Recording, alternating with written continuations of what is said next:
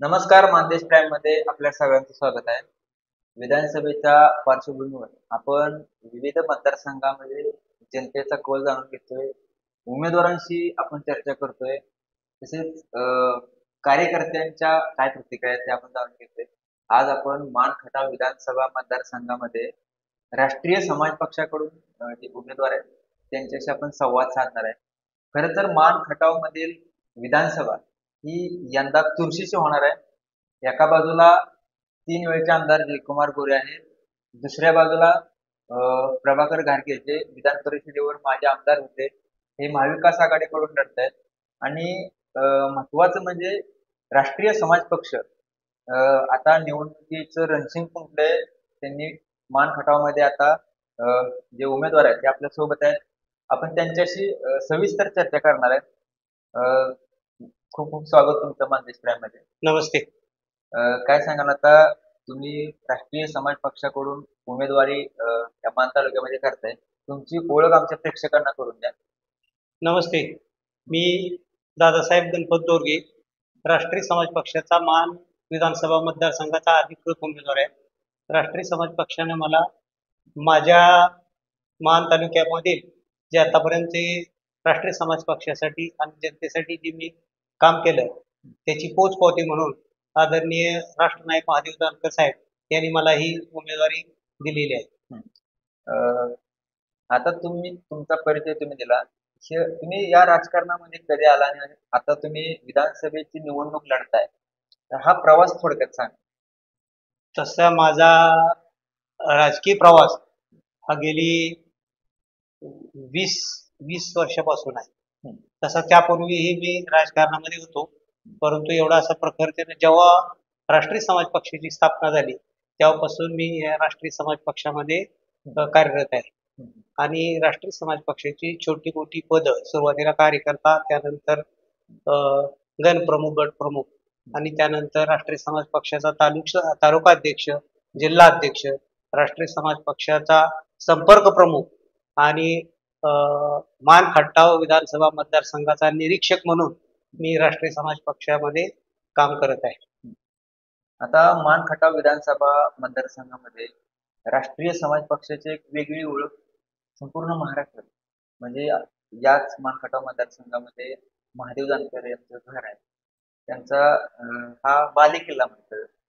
तर काय सांगाल की राष्ट्रीय समाज पक्षाने आतापर्यंत विधानसभेच्या किती निवडणुका लढल्या आणि किती प्राबल्य आहे या मतदारसंघामध्ये? राष्ट्रीय समाज पक्षानं 2009 ला स्वतंत्र राष्ट्रीय समाज पक्षाचा उमेदवार उभा केला होता. त्यानंतर 2019 ला राष्ट्रीय 2019-14 राष्ट्रीय समाज पक्षाचा उमेदवार उभा केला होता आणि राष्ट्रीय समाज पक्षाच्या चांगल्या प्रकारचं मतदान 2 नंबरचं मतदान राष्ट्रीय समाज पक्षाने घेतलेलं आहे.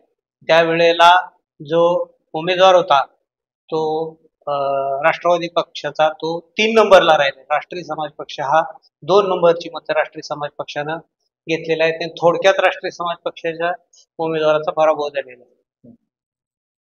तुम्ही आता निवडणुकीच्या रिंगणात उतरलाय. काय विजन, काय उद्देश आहे? अनेक प्रश्न आहेत. मान तालुक्यामध्ये नेहमीचा मान खटाव हा दुष्काळी पट्टा आहे. ह्या दुष्काळी पट्ट्यातील तरुण हा बेरोजगार आहे. स्वतःच्या रोजगारीसाठी मुंबई, पुणे, वसई अशा ठिकाणी जातो.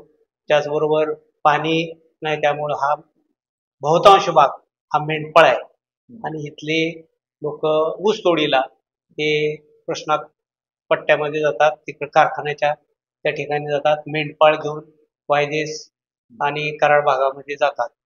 तर ह्यांचं स्वातंत्र्य मिळाल्यापासून त्या मान तालुक्याला असा वादी हा मिळालेला नाही. अनेक प्रश्न, अनेक विकासाच्या गंगेतून हा मान तालुका हा वंचित राहिलेला आहे. आणि हीच प्रेरणा घेऊन राष्ट्रनायक महादेव जानकर साहेब यांनी माझ्या मान तालुक्यासाठी ज्या त्यांना ज्या वाटल्या त्रुटी ते पूर्ण करण्याच्या उद्देशानं हा राष्ट्रीय समाज पक्ष स्थापन केलेला आहे. त्यांच्या प्रेरणेनंच आम्ही राष्ट्रीय समाज पक्षाची उमेदवारी मला दिलेली आहे की माझ्यासारखा हा तरुण मी व्यवसायानं इंजिनियर आहे आणि ह्याचा मला बऱ्यापैकी अभ्यास आहे. आणि ह्याच्यातून मानमध्ये ज्या पाण्याच्या पाणी वाटप कृष्णा लवाद्याप्रमाणे जे पाणी वाटप झालेलं आहे त्याच्यामध्ये सुद्धा काही भाग हा वंचित राहिलेला आहे. पाणी ह्याच्या मान खटाव तालुक्यातून मान तालुक्यात ज्या ठिकाणी पाणी येतं तिथून 20 मीटरचा सर्वसाधारण फॉल खाली आहे. तेच जर पाणी अधिक उंचीवरून घेतलं असतं तर अजून मान दक्षिण मान हा उरमुडीच्या पाण्याच्या टप्प्यामध्ये आला असता आणि तो येऊ शकला नाही. माझ्यासारख्या माणसाला त्याचा अभ्यास आहे आणि असे अनेक प्रश्न आहेत ते सोडवण्यासाठी मी राष्ट्रीय समाज पक्षाच्या माध्यमातून विधानसभेत जाऊन काम करेन त्या उद्देशानं आदरणीय जानकर साहेबांनी मला ही उमेदवारी दिलेली आहे. आता वास्तव बघायला गेलं तर मान खटावमध्ये आणि तगडं आव्हान तुमच्या समोर असणार आहे की कसं असणार, तुम्ही कसं बघता याकडे? म्हणजे एका बाजूला जयकुमार गोरे जे 3 वेळा आमदार राहिले, दुसऱ्या बाजूला प्रभाकर घारगे ते तुतारी घेऊन उभे राहिले आणि आता तुम्ही त्यांना आव्हान देणार आहे. या लोकशाहीमध्ये हा कोण तगडं आव्हान वगैरे असं काय नसतं. हे मी ते तगडं आव्हान मानतच नाही. हे आदरणीय जानकर साहेबांनी जे आम्हाला बल आणि जी बुद्धी दिली आणि कार्यकर्त्यांची मोठी फळी आमच्याकडे आहे ती फळी पाहता हे तगडं आव्हान आम्हाला काही सुद्धा नाही. खरं तर आता अशा चर्चा आहेत की राष्ट्रीय समाज पक्षाचा उमेदवार हा कोणाला तरी पाडण्यासाठी, कुठल्या तरी उमेदवार पाडण्यासाठी त्यांची उमेदवार आहे. त्याबद्दल काय मत आहे? कुणाला पाडण्यासाठी वगैरे नाही. राष्ट्रीय समाज पक्ष हा ह्या उमेदवारी ह्या मतदारसंघामध्ये जे जे उभे राहिलेले आहेत त्या सर्वांना पाडण्यासाठी राष्ट्रीय समाज पक्ष आहे. राष्ट्रीय समाज पक्षाचा उमेदवार हा निवडून येणार आहे आणि मी विधानसभेमध्ये मुंबईच्या जाणार आहे त्याची मला खात्री आहे. आता जे राष्ट्रीय समाज पक्षाचे जे पदाधिकारी आहेत, कार्यकर्ते आहेत छोटे मोठे, ते इतर पक्षामध्ये दिसतात. त्यांच्यासोबत विविध पदांवरती आहे, कार्यक्रमामध्ये दिसतात. मग हे काय म्हणजे राष्ट्रीय समाज पक्षाचे कार्यकर्ते, पदाधिकारी हे पक्षाचं काम करणार, काय म्हणजे? तर राष्ट्रीय समाज पक्षाचे जे जे पदाधिकारी आहेत सर्व पदाधिकारी हे आमच्या बरोबरच आहेत. आता कुठं गेले असतील दिसले असतील तरी ते राष्ट्रीय समाज पक्षाच्या मुशीमध्ये जे उमेदवार जो कार्यकर्ता तयार झालेला असतो तो कधीही दुसरीकडे जात नाही आणि तो जरी आता कुठं दिसला असला तरी ती राष्ट्रीय समाज पक्षाबरोबरच राहील याची मला खात्री आहे. राष्ट्रीय समाज पक्षाच्या स्थानिक स्वराज्य संस्थेचा विचार केला म्हणजे या पक्षाच्या माध्यमातून अनेक ठिकाणी ग्रामपंचायती, जिल्हा परिषद सदस्य, सभापती देखील झालेले आहेत. कसं तुम्ही आता सगळे तुमच्या सोबत आहेत, एवढा मोठा गट आहे, कसं बघताय ते?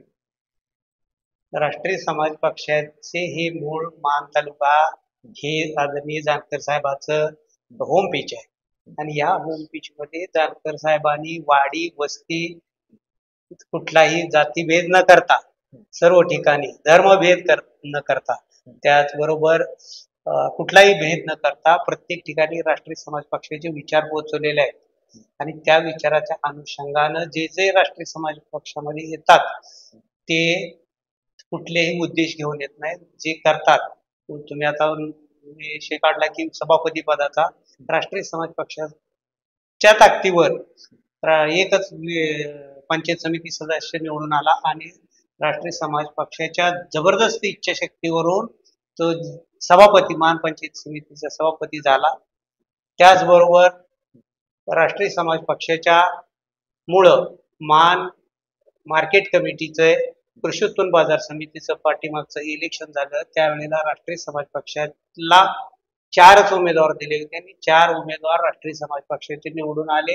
राष्ट्रीय समाज पक्षाला 100% यश जेवढे उमेदवार आले ते उमेदवार निवडून आले आणि त्याच्या अनुषंगानं राष्ट्रीय समाज पक्षाचा मार्केट कमिटीचा उपसभापती आदरणीय वैशिष्ट्यरी विरकर त्या आज राष्ट्रीय समाज पक्षाच्या बळावर त्या जागेवर आहे. आतापर्यंत राष्ट्रीय समाज पक्षाने इथं उमेदवारी दिली विधानसभेसाठी. आता याही वर्षी आता तुम्हीच उमेदवार आहे. पण नक्कीच लढा. तुम्ही सांगितलं की ही निवडणूक जी आहे ती जनतेच्या जीवावरती लढणार आहे. जनता तुम्हाला सपोर्ट करणार आहे. कशी रणनीती असेल, तुम्ही जनता कशी सपोर्ट करेल तुम्हाला?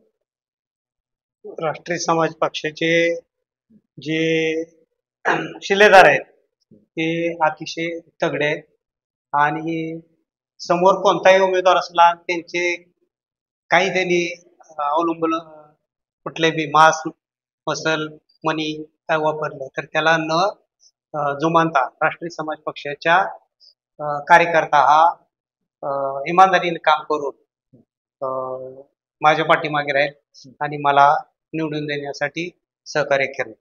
आणि दुसरं असं की राष्ट्रीय समाज पक्षाच्या पाठीमागं जे की दृश्य काही शक्ती आहे की जी की ह्या ह्या प्रक्रियेमध्ये होते परंतु काही नाराज झालेले आहेत ते बी आमच्या बरोबर आहेत आणि ते आम्हाला चांगल्या प्रकारे सहकार्य करणार आहेत आणि त्यांचा बी आम्हाला पाठिंबा मिळेल. आणि तिसरा विषय की माझा जनतेमध्ये अतिशय दांडगा संपर्क आहे.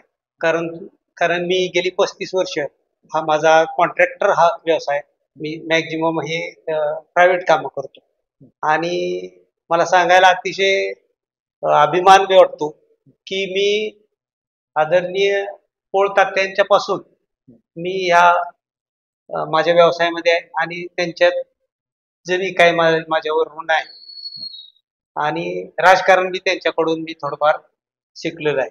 आणि राष्ट्रीय समाज पक्षाच्या माध्यमातून आणि माझ्या कॉन्ट्रॅक्ट व्यवसायापासून मानचा पूर्व भाग गोंदवली बुद्रुक पासून एकही असं गाव नाही की ज्या गावामध्ये माझं काम झालेलं नाही, त्या गावाचा माझा संपर्क नाही.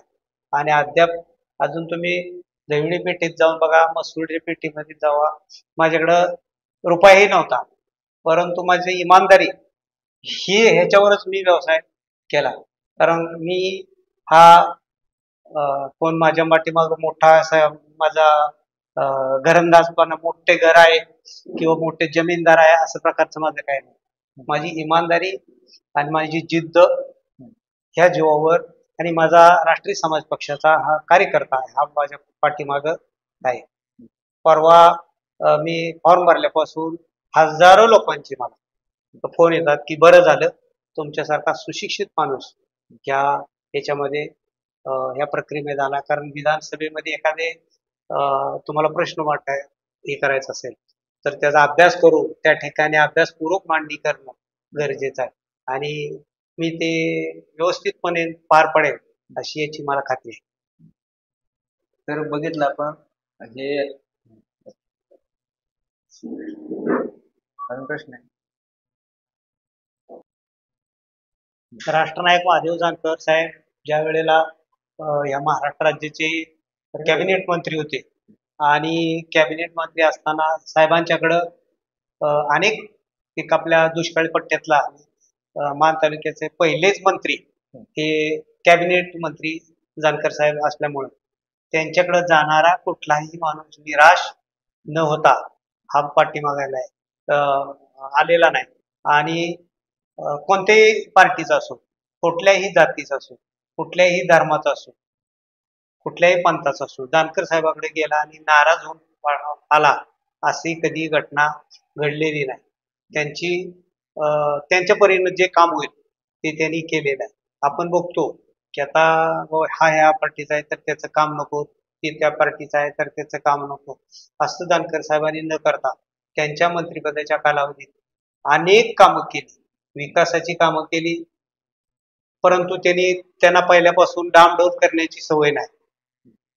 ते आपला राष्ट्रीय महामार्ग हा आपला सातारा तो म्हसवड आणि लातूर, त्याचबरोबर म्हसवड ते पंढरपूर, हे जे किंवा म्हसवड मान तालुक्यात अनेक प्रकारची विकासाची कामं, अगदी उरमुडीचं पाणी असो, पाणी सोडण्याचा ते असो, की त्यावेळेला जानकर साहेबांनी कोणाचाही दुजाभाव न ठेवता स्वतःच्या मंत्रिपदाचा वापर करून मान तालुक्याची चांगल्या प्रकारे सेवा केलेली आहे. आणि ती लोक सुद्धा आता मला म्हणतात की जानकर साहेबांचा उमेदवार म्हणून आम्ही तुमच्या पाठीमागे उभं राहणार आणि कुठलीही पार्टी बघणार नाही. ते सांगा की महामेटचा एक विषय सांगा जे जनता तुम्ही सातारा राष्ट्रनायक महादेव जानकर हे मंत्री असताना महामेश शासनाने एक महामेश योजना सुरू केली होती आणि त्या ह्याच्यामध्ये सातारा जिल्हा हा नव्हता, परंतु जानकर साहेबांनी सांगितलं की विदर्भ आणि मराठवाड्याच्या धर्तीवर सातारा जिल्ह्याचा सुद्धा समावेश हा जानकर साहेबांनी त्याच्यामध्ये करून महामेश योजनेचा फायदा धनगर समाजाला कसा होईल हे बघितलेलं आहे. त्याचबरोबर ज्या शेळी मेंढी संस्था होत्या, जानकर साहेबांनी शेळी मेंढी संस्था ह्या धनगर समाजाच्या मुलांसाठी एक चांगली योजना चालू केली होती, परंतु नंतरच्या काळामध्ये हे सरकार बदललं आणि ती तशीच राहिली. ती मी निवडून आल्यानंतर ती पूर्णत्वास नेण्यासाठी सुद्धा मी प्रयत्न करणार आहे. त्यानंतर ही जी पाण्याची योजना आहे त्या पाठीमागं काय होतं की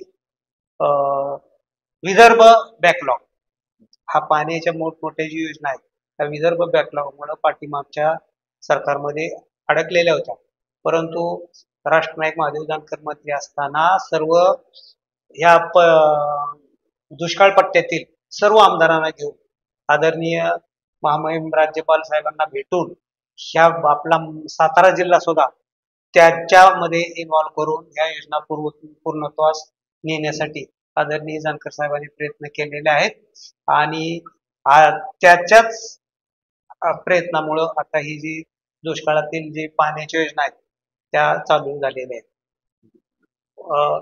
एक विशेष मला या ठिकाणी सांगावं असं वाटतं की ज्यावेळेला जानकर साहेब हे मंत्री होते आणि इथे एका लग्नाच्या निमित्तानं इथं आले होते आणि त्यावेळेला उरमुडीचं पाणी हे काही नरवणे, काळेवाडी, त्याचबरोबर डाकणी, गट्टेवाडी पासून असं खाली जात होतं.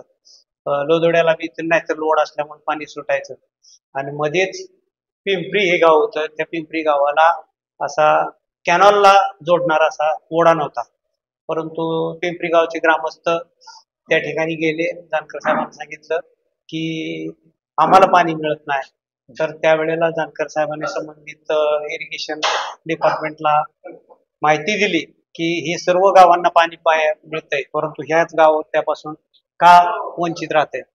तर तेवढ्या छोटस इस्टिमेट करून जानकर साहेबांच्या माध्यमातून त्या गावाला ओढ्यातून पाणी सुटलं आणि त्या गावाचा पिण्याचा पाण्याचा प्रश्न हा जानकर साहेबांनी मिटवलेला आहे आणि त्यामुळे त्या गावातली माणसं ही जानकर साहेबांचं ऋण म्हणून आणि ते अगदी पळशीपर्यंत पिंपरी, पळशी किंवा तसे खाली हा पट्टा ते लोक सुद्धा जानकर साहेबांच्या त्या कार्याला प्रेरित होऊन माझ्या पाठीमागं उभा राहणार आहे.